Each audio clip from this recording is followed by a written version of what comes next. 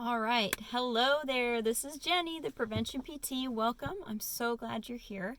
In today's video, I wanted to talk about a question that I got a lot in the clinic, which is, when my back started hurting or my shoulder started hurting or my neck started hurting, I went online and was trying to Google what to do, and I don't even know what I'm seeing. There's so much information, and I saw this on this website and this on this website, and what do you think about these things? What do you think about when I'm looking online? What should I be looking for?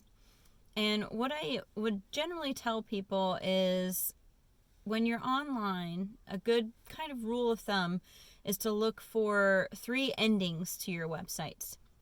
So when you're looking at a website, www.whatever.edu, .gov, or .org tend to be the most reliable sources you can kind of see in your general internet. So .com, take that with a grain of salt, compare that with a lot of other information and a lot of other websites to really determine whether that .com website is giving you reliable information, because anybody can buy a .com website. I can buy a .com website. The person, next to you can buy a .com website and write whatever they want on there, whether it's true or not. When you talk about .edu, that's educational website. .org is an organization. .gov is a government website. These 3 website endings tend to, be incorporated with an organization or, an institution that wants to maintain their reputation, and that's important. So if they're putting out information that isn't true, that backlash could really hurt them financially and hurt, the people that are buying things for them, or the people that are, following that, or the education websites, that could be a school that doesn't want a bad reflection on them. So they're going to try to put out the most accurate information possible. But again, anything you see on the internet, you need to be comparing with multiple different sources, whether that's on the internet, whether that's with your doctor and your PT, and talking to them about what you're seeing, so that you make sure that you're also taking that information and using it properly.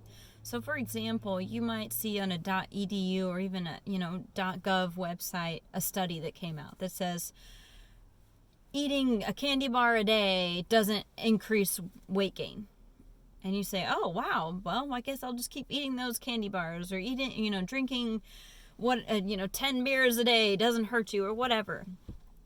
What you need to look at when you're seeing that is, okay, but who are we talking about? Because any study could pretty much say anything, and if you're not looking at the details of that, you don't know how that incorporates into your life and how that applies to you specifically. So for example, that study that says eating a candy bar a day doesn't increase weight gain, well, that might be true, but the study might be of 10, 18-year-olds who are all in cross country, and they run and run and run every day, miles a day as practice.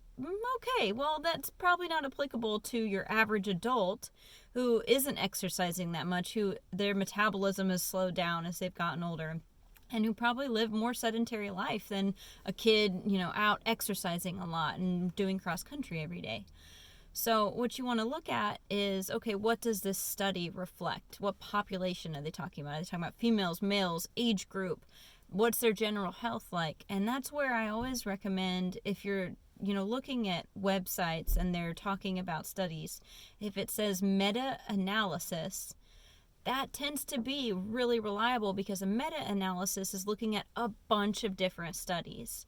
And a bunch is a very fluid word because it varies depending on the meta-analysis, but they're looking at different studies and comparing the results of a lot of those studies. And that way, you're getting more reliable results of, okay, well, this study with 10 kids that are 18 might be part of the meta-analysis, but there's also a bunch of other studies with, adults 40 and above, adults after a heart attack, examples like that. And then the results are going to be more accurate, more generalized to what the reality is, not just one study with a small group of people.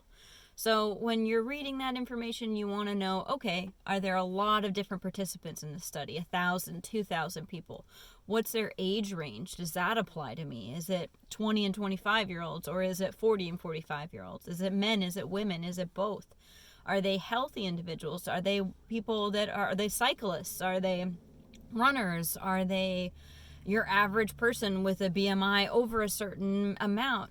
All of those things, all of those little details really change the results of a study like that when it comes to how it applies to you. And that's why it's dangerous to follow those big headlines that you might see on the news of drinking a beer a day is good for you, eating, tons of sugar is good for you. These are all just kind of headlines to get people to, clickbait or get people to watch. But we really need to look into the details. And the hard part in our world is with the amount of information out there, it comes down to us. It's our responsibility to make sure we're not just reading a headline, but looking into the details of that headline, because that can be dangerous information that we're spreading and saying everybody can eat a candy bar every day, when that's not true if you're diabetic, if you're overweight, if you're, mostly sedentary. So that's kind of the gist of what I would, tell somebody at a PT referral or PT evaluation when they're asking me those questions is, first of all, you can talk to me about it. And if you guys have any questions on things that you've seen online, please comment below. I'll answer as much as I can or do another video if there's a lot of people that are interested in a certain question.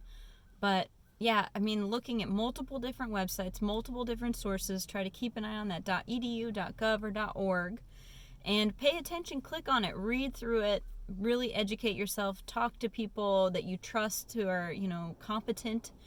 Ask them what they think about it, so you're creating a discussion and a dialogue about it, because there is a lot of information out there that it's a variety of truths, if you will.